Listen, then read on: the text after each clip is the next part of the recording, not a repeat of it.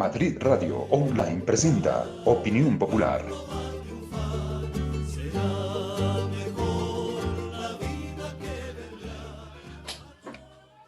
Cordial saludo, estimados oyentes, televidentes del programa Opinión Popular por Madrid Radio Online. Les damos la más cordial bienvenida. Saludamos con nuestro amigo, compañero Patricio Pillajo. Buenos días, Patricio. ¿Qué tal, Fabián? Y al público, gentil público que nos sigue a través de las redes sociales en esta nueva faceta de Opinión Popular. Un cordial saludo. Bueno, el día de ayer, Fabián, estimados amigos, tuvo lugar este pronunciamiento por parte del Tribunal Constitucional con respecto a la despenalización del aborto en casos de violación. Un tema que, como todos los que se generan en torno, o todo lo que se genera en torno a este tema, provocó confrontaciones, polémicas en distintos ámbitos, tanto a nivel de medios de comunicación, redes sociales y en las propias calles, ¿no? Sectores aledaños al Tribunal Constitucional, donde grupos a favor y en contra se pronunciaron con respecto a esta decisión del Tribunal Constitucional. Bueno, a esta hora ya tenemos contacto con nuestro invitado, Fabián. Se trata del economista Iván Patricio Ruiz, un destacado analista del tema económico, con quien queremos conversar básicamente en torno a lo que el país debe esperar del nuevo gobierno en el plano económico, justamente. Economista Ruiz, muy buenos días. Gracias por estar en este espacio. Se trata de una nueva faceta de un programa que usted ya conoció y en el que tuvimos la suerte de conversar muchísimas veces. Opinión Popular, esta vez a través de las redes sociales. Está conmigo Fabián Eduardo Qué gusto, Madrid. Patricio, buenos días, viéndonos a los años y a todos nuestros amigos oyentes. No sé si se está escuchando clara mi exposición en estos momentos. Perfecto, pero es una alegría volvernos a encontrar a los tiempos. Así es, ¿no? Patricio. Para mí, además, realmente muy grato escucharle nuevamente. Patricio, usted se conserva en alcohol, pero ¿no? Es bárbaro. No, ya estoy por los 65 años. Entonces, el tiempo ha pasado, una experiencia de vida muy interesante desde que salí del Banco Central. Y durante todo este periodo ha sido una experiencia muy grande. Patricio, les reitero el agradecimiento por estar en este espacio. Bueno. Gracias, muy gentiles. ¿Cuál es el programa económico con el que entra el presidente electo Guillermo Lasso? Muchos han reaccionado con respecto a algunos de sus anuncios, lo que da cuenta que un gran sector, bueno, una parte al menos de su electorado, como que no ha estado muy consciente de qué mismo es lo que está eligiendo. ¿A qué se verá abocado el país? Bueno, eso es cierto, estimado Patricio. Realmente cualquiera de los dos contendientes, sea Arauz o sea Lasso, tenía que implementar la política de ajuste del Fondo Monetario Internacional. El Ecuador firmó una carta de intención con el Fondo Monetario y eso se ha ido cumpliendo con ciertos retrasos, pero ese es el hilo conductor de este gobierno. Ese va a ser el paraguas con el que va a gobernar el Ecuador en los próximos 4 años. ¿No? Y dentro de ese contexto, usted tiene que primero se aprobó la ley, entre comillas, en defensa de la dolarización, porque de defensa de la dolarización no tiene absolutamente nada. Es más, mi percepción que esta ley de defensa de la dolarización es muy similar a la 40ª transitoria que se implementó en la Constitución del año 1998 y que en última instancia decía que en caso de crisis financiera el Banco Central asumiría las deudas de la banca privada. Y eso significó en el año 99, como usted recordará, una crisis financiera que le implicó al país un costo de alrededor de 13.000 millones de dólares, el 40% del Producto Interno Bruto, más de 700.000 ecuatorianos que tuvieron que emigrar al exterior y más o menos entre 2.500 y 3.000 personas de la tercera edad que se suicidaron porque perdieron todos sus ahorros. Entonces, tenemos que estar preparados para una futura crisis financiera en los próximos 3 o 8 años, porque toma todo esto su tiempo.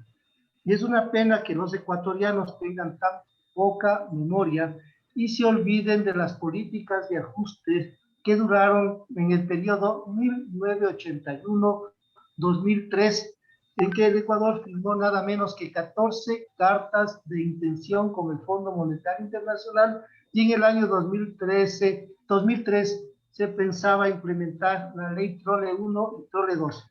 En todo ese periodo, 1981, en que yo ingresé al Banco Central del Ecuador, al 2003, en que yo salí del Banco Central del Ecuador, la tasa de crecimiento de la economía ecuatoriana fue apenas del 2.1% en promedio, ¿no? Y usted recordará que cada mes teníamos las devaluaciones periódicas, el incremento de las tarifas y de los servicios, la congelación de los salarios y la reducción del gasto público.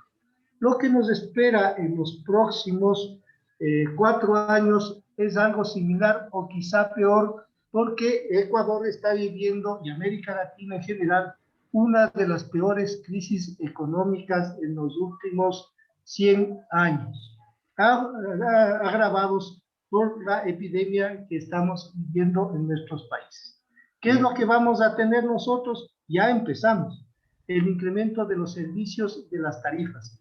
Ustedes pueden mirar, en el último mes ya se ha incrementado el servicio de luz, el servicio de agua potable, y también aumentaron los combustibles. Pero adicionalmente a eso, tenemos que se aprobó la ley de dolarización y muy probablemente se incrementen también los servicios financieros y las tasas de interés. Entonces, se vendrá también una privatización, o tratarán de implementar políticas para reducir o privatizar el Instituto Ecuatoriano de Seguridad Social. Ya empezaron los terroristas económicos. Ahora ya no es Alberto Dajic, que era uno de los terroristas económicos. Ahora el nuevo terrorista económico es Augusto de la Torre, ex gerente del Banco Central, ex funcionario del Banco Mundial, y además responsables de que el Banco Central en el año 1996 le entregó nada menos que 540 millones de dólares al Banco Continental. Es quien está poniendo el grito en el cielo y hablando de que el BIES no tiene recursos y que no va a poder inclusive pagar las pensiones jubilares en el 2022. Ya nos están creando las condiciones para probablemente la privatización de la seguridad social, probablemente la reducción del gasto público en educación, en salud, y muy probablemente también el incremento de los servicios y de las tarifas. Ese es el panorama que se nos viene en los próximos 4 años o más.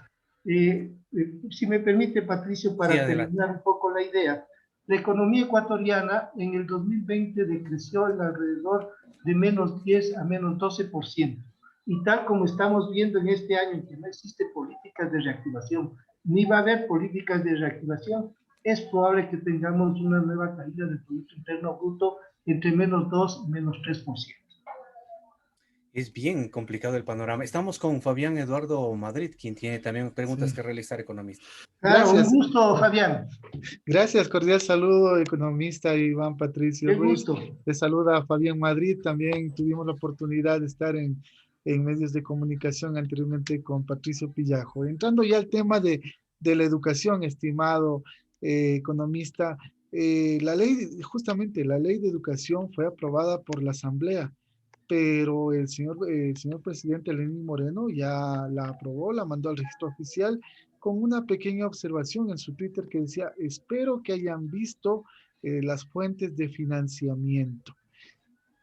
¿Habrá financiamiento o no habrá financiamiento? ¿Qué cree que pase con la ley de educación, estimado economista? Mi percepción es que muy difícilmente van a incrementar en esos porcentajes los salarios tal como está establecido en la ley de educación, porque significaría que tengan que incrementar el impuesto al valor agregado para poder financiar eso. Entonces se creó una falsa ilusión y una falsa expectativa a los profesores. y muy probablemente haya un incremento, pero no en las proporciones que están pidiendo los profesores. Veo muy difícil y el panorama fiscal en el Ecuador es extremadamente grave. ¿Y por qué es grave? Simplemente porque los impuestos van a ir y van a recaer sobre los asalariados, sobre la gente que menos tiene. Si efectivamente se busca reactivar de alguna manera la economía ecuatoriana, los impuestos tienen que gravarse a los estratos más altos de la población. Fíjense en ustedes que alrededor de 165 ecuatorianos tienen depositados alrededor de 30.000 millones de dólares en la banca suiza. Esos 30.000 millones de dólares, en su mayoría, no todos, han sido dineros mal habidos, sobre los que debe gravarse algún tipo de imposición. Y en todos los países del mundo, inclusive la Unión Europea y en los Estados Unidos, y recomendaciones del mismo Fondo Monetario Internacional, se establece que se debería cobrar impuestos a las personas que más tienen. Y eso esperemos, yo no creo que este gobierno vaya a hacer, y muy probablemente tendremos un incremento del impuesto al valor agregado en los próximos años. Entonces, creo que se ha generado muchas expectativas con respecto a la ley de educación superior y a la mejora legítima que tienen los profesores en el Ecuador. Ahora, economista, Fabián, parece que tienes una pregunta adicional. Está el micrófono. Darle la razón al señor economista y para complementar esto, justamente el ministro de Finanzas, Mauricio Pozo, decía que si se quiere financiar eso, se subiría el IVA al 18%. Usted tiene absolutamente toda la razón. Eso causaría incluso una especie de también conflicto social, estimado economista. Así es, un poco usted recuerde que Mauricio Pozo, su hermano Fernando Pozo, está muy vinculado al Banco del Pichincha. Y Mauricio Pozo trabaja en el Hospital Metropolitano y está muy cercano al banquero Guillermo Lazo. Este es un gobierno de la banca, no hay que olvidarse. Y una recomendación a todos nuestros amigos oyentes es que miren la historia del sistema financiero y de la banca en los últimos 500 años. No en el país, en el mundo. En ninguna parte del mundo en estos últimos 500 años la banca ha ayudado a los trabajadores, ha permitido la reactivación de las economías. Recomiendo dos lecturas.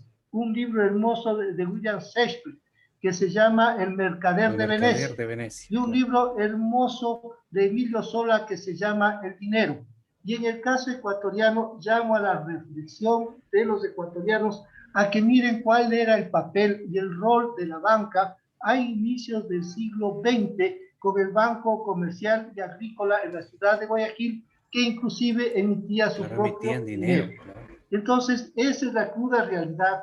Y miren las crisis del año 2008 a nivel mundial, y miren todas las crisis financieras que se han dado en los últimos 200 años, quienes han sido los responsables y quienes se han beneficiado han sido directamente la banca y el sistema financiero.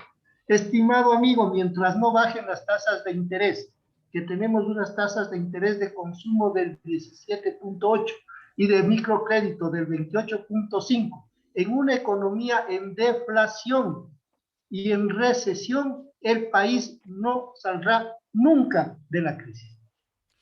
Y en este contexto recuerdo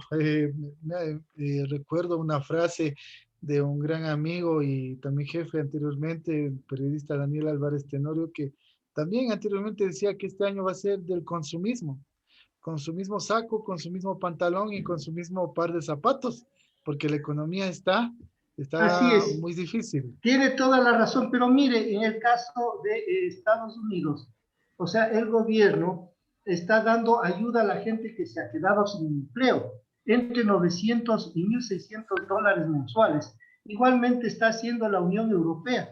Aquí es el único país del mundo en que en vez de reactivación genera mayor recesión, bajando los salarios y mandando a la gente al desempleo.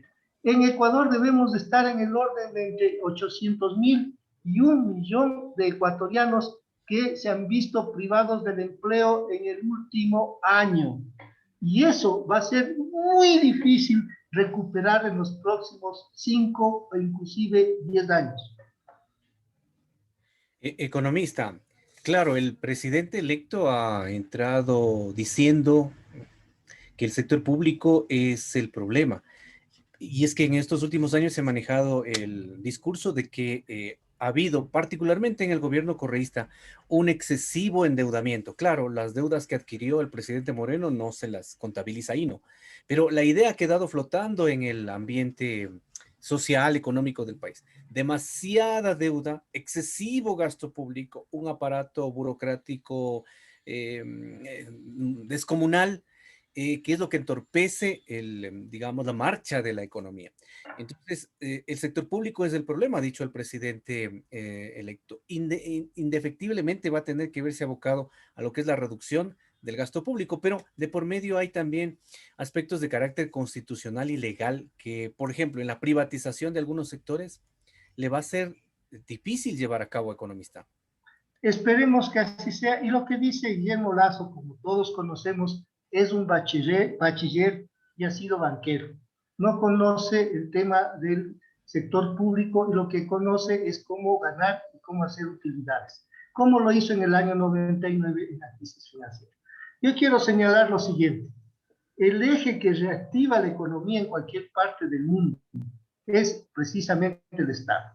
Y invito a todos nuestros amigos oyentes que miren inclusive las últimas medidas que acaba de adoptar el gobierno de los Estados Unidos con Biden, ¿no? En que más o menos estima una inversión de 1.8 billones de dólares para mejorar la infraestructura en los Estados Unidos y más o menos 1.6 billones de dólares para mejorar las condiciones sociales de su población. Entonces, ahí tenemos una idea. El Estado es muy importante, Patricio, y le voy a dar algunos datos del mismo gobierno de Correa y de cualquier gobierno. El Estado compraba en promedio al sector privado alrededor de 8.000 a 10.000 millones de dólares anuales. Más o menos entre el 25 y el 30% de la producción del sector privado compra el Estado. Y le doy algunos datos claves. En cuanto a la construcción de carreteras, ¿quién piensa que realiza? ¿El Estado o son concesiones que realiza el Estado con el sector privado? Con compañías Hidalgo, Eloísa Crespo, Sevilla Martínez, entre otras. El Estado compra computadoras. ¿A quién piensa que compra las computadoras? El Estado compra muebles y servicios. Eso solo para darle un dato. Los sueldos y salarios que percibe la burocracia del sector público, ¿qué piensa que compra? Bienes y servicios. ¿Quién genera esos bienes y servicios? El sector privado. Entonces el Estado ha sido el eje que reactiva, que permitirá la reactivación de la economía, no el sector privado, es el sector público. En el caso del Ecuador, tenemos que entrar a una política keynesiana, al menos, en que el Estado tiene que cumplir un rol fundamental. Si usted ve, por ejemplo, los datos de Sercop, de cuánto compra el Estado y qué bienes y servicios compra el Estado al sector privado, usted me dará toda la razón. Pero esto va mucho más allá.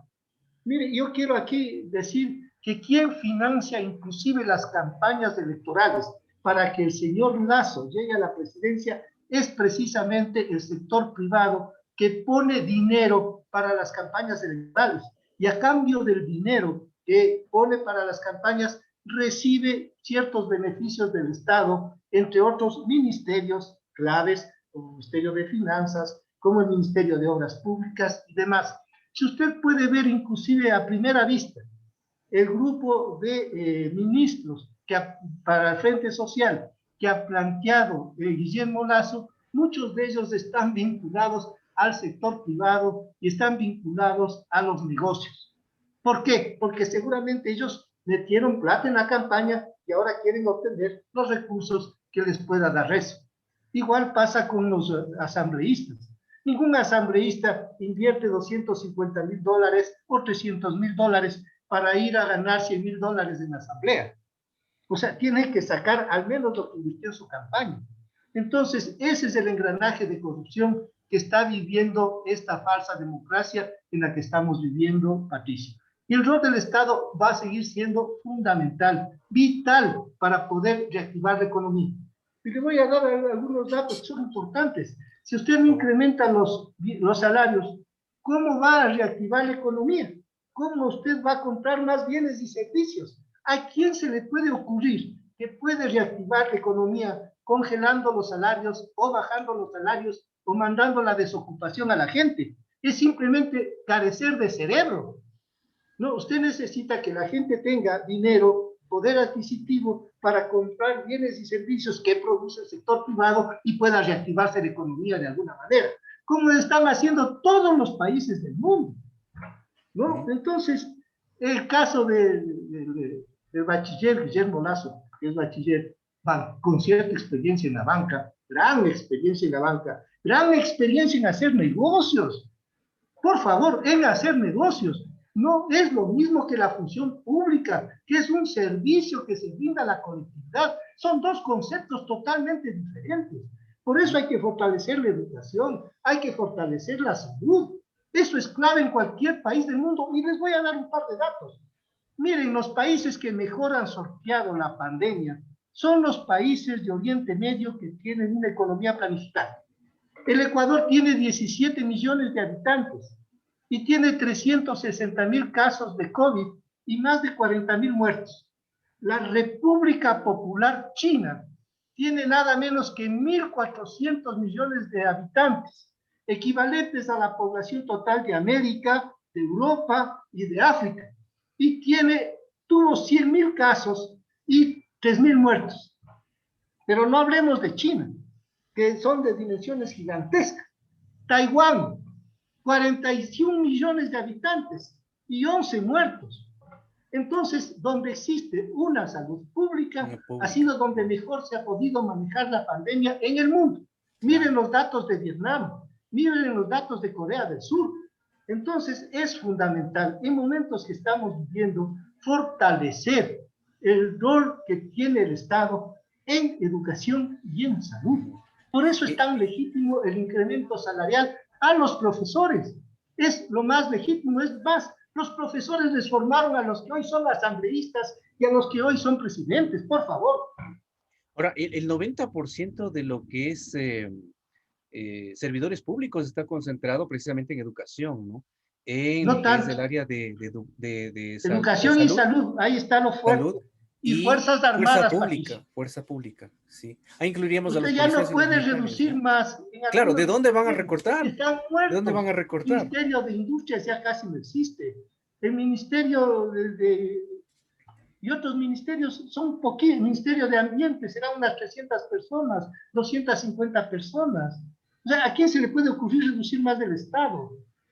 O sea, usted tiene que fortalecer determinadas áreas que son claves estratégicas. Ahí estaría el plan de privatización o la estrategia de privatización para que sea el sector privado, tal como dice este discurso liberal, el que se haga cargo.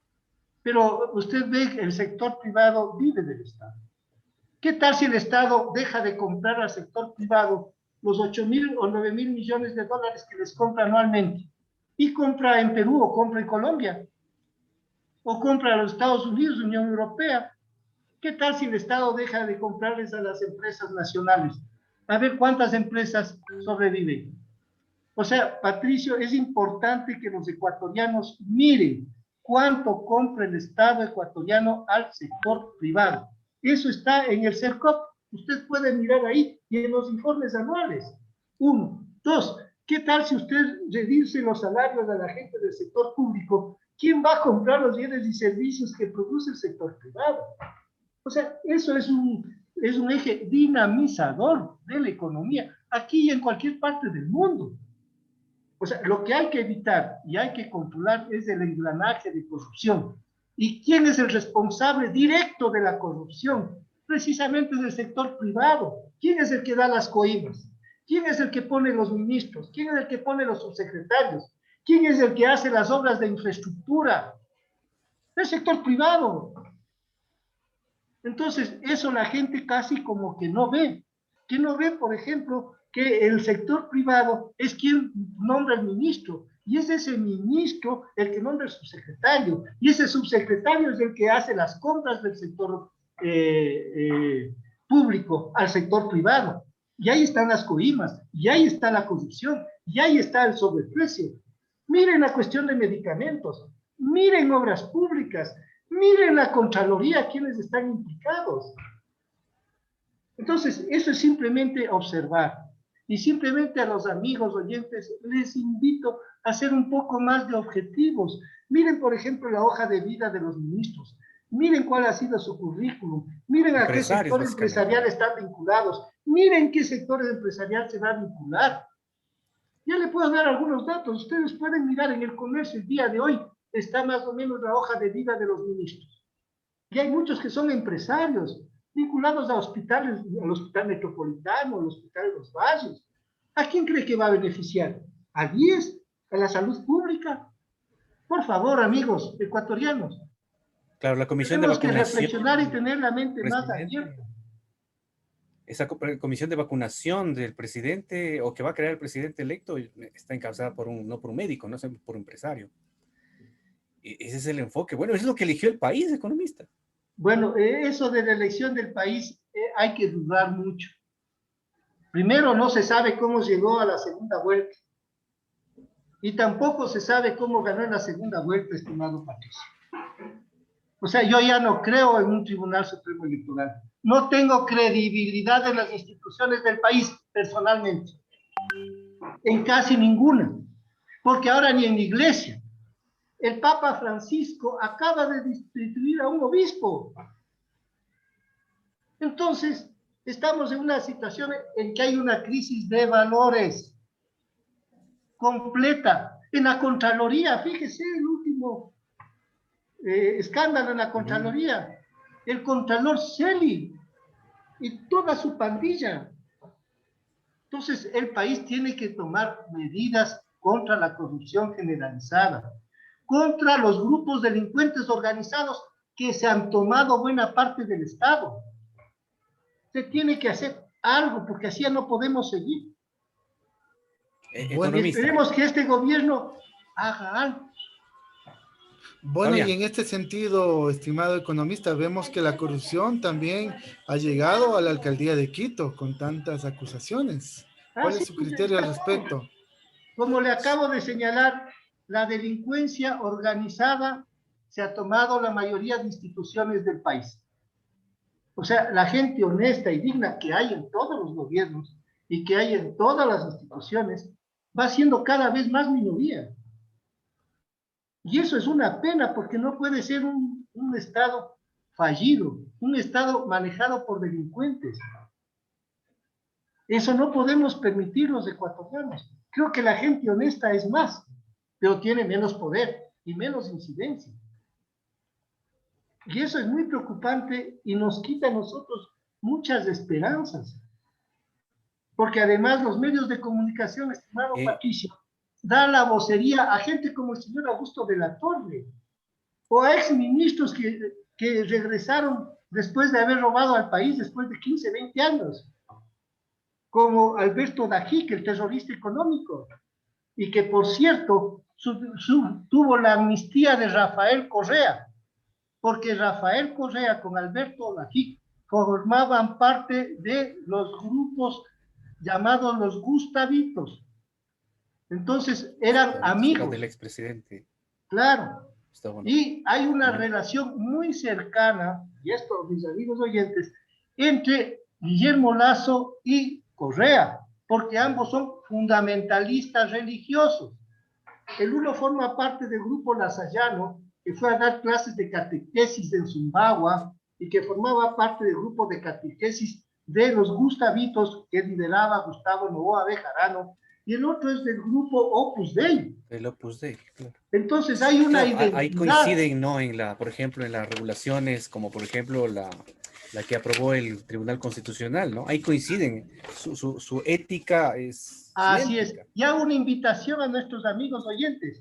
lean la entrevista a Daniel Stulin en YouTube. ¿En qué consiste el Opus Dei y qué es el Opus Dei? Y luego de que ustedes miren ese video, se van a dar cuenta cuál va a ser la trayectoria de Guillermo Lasso en los próximos 4 años. Bueno, economista, muchísimas gracias por su participación en este programa. Un gusto a los años vernos. Vamos a seguirle molestándole, sí. Por supuesto, las órdenes, espero no haberles aburrido.